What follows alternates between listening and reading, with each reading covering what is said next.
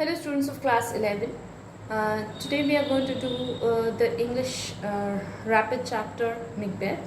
It's a play by William Shakespeare.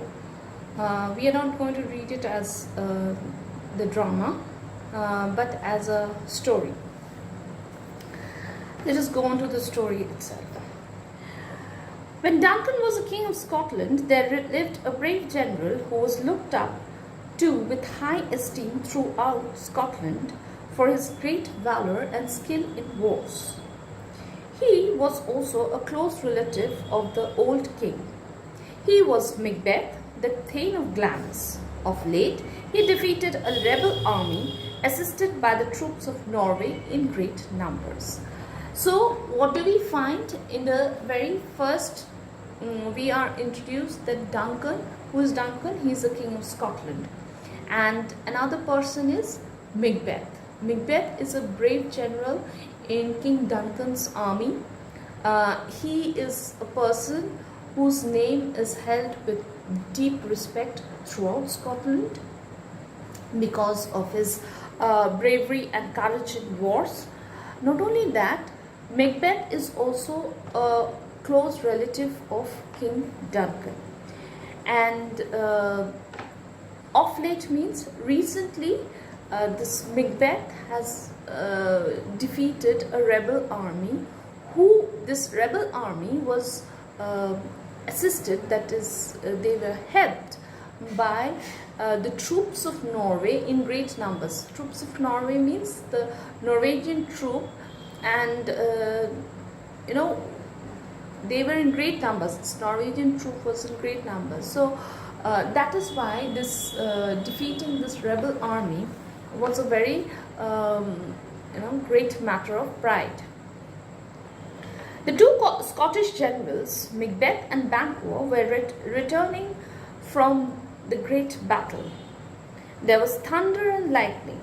On the way, they were stopped by the strange appearance of three figures that looked like women, except that they had beards, and their withered skin and wild dresses made them look like unearthly creatures. They were dancing, they were singing. So when they were returning, now we hear the name of another general, that is Banquo. They were returning when all of a sudden there was thunder and lightning, and along with that they were stopped by three creatures who had very strange appearance. Apparently they looked like women, but they had beards and their withered skin, that is withered means dry up, means with old age, as you have wrinkles the skin that way. And not only that, the kind of dresses where they were wearing was very unusual, very wild kind of dress. So in a way they don't seem like earthly creatures. That's why it's mentioned as unearthly creatures. And what were they doing? They were singing and dancing. What did they say? Fair is foul, foul is fair. Over through the fog and fill the air. So they said that what is fair, what is good is bad, and what is bad is good. So go round the in fog and filthy air. Filthy is something impure, okay, something bad. As they saw the two generals, the first which saluted Macbeth as the Thane of Glamis. The general was scarcely startled to find himself known by such creatures. So what did the first which? There were three creatures, unearthly creatures. So first they're referred to as witches. Yes, they look like witches. So first witch, what did that witch address Macbeth as? Thane of Glamis. So Macbeth, in the very first paragraph, we know that he was the Thane of Glamis. Okay. So this was Macbeth was not at all surprised. Okay. Scarcely means he was hardly surprised to find that even these kinds of creatures knew who he was. The second witch addressed him as the Thane of Cawdor, to which he had no pretensions. And the third witch told him, "You will be the king of Scotland hereafter." So the second witch called him the Thane of Cawdor, to which he had no pretensions, means he had no claims, to become the Thane of Cawdor. He was completely unaware of anything like that, means he was completely confused. And then what the third witch said was even more confusing, because the third witch addressed Macbeth as the King of Scotland hereafter. Such a prophetic greeting. Prophetic means the power of telling the future. Might well amaze him, for he knew that as long as the king's sons survived, he could scarcely hope to succeed the throne. So it did surprise Macbeth, because Macbeth knew that Duncan had two sons, okay, about whom we will know very soon, Malcolm and Donalbain. Now, if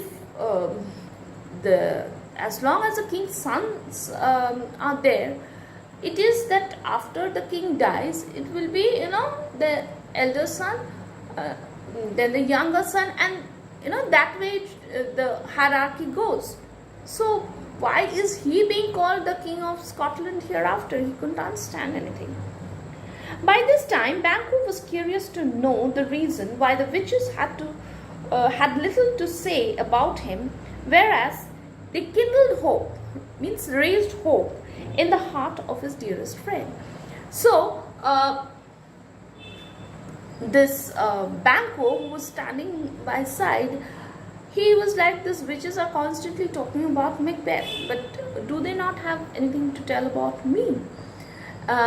Means they are raising the hopes in Macbeth's heart, but they are not telling anything about me. So the witches turned towards Banquo and told him in somewhat riddling terms. Riddling terms means in a puzzling manner, not in a very straightforward. Why it said that? What is it? To be lesser than Macbeth and greater, not so happy but much happier. So you won't be that happy as Macbeth, but you will be happier. So it's a bit confusing. And what was the next thing that they said? They also prophesied that although Banquo would never reign as the King of Scotland, reign means rule, as the King of Scotland, yet his successors would be the kings. And then they turned into the thin air and vanished, by which the generals realized the weird creatures to be witches. So, what did it say about Banquo? First they said that you will be lesser than Macbeth, not so happy but much happier. It was very confusing. And then they said that maybe Banquo, you yourself will never rule as the King of Scotland, but your successors, your future sons will become the King of Scotland. And after saying this, they vanished in air. So both of them, both Banquo and Macbeth, realized that these were weird sisters. That means very strange. Weird means strange. Sisters to be witches. That these were the witches. Okay, we will continue this in the next class. Thank you.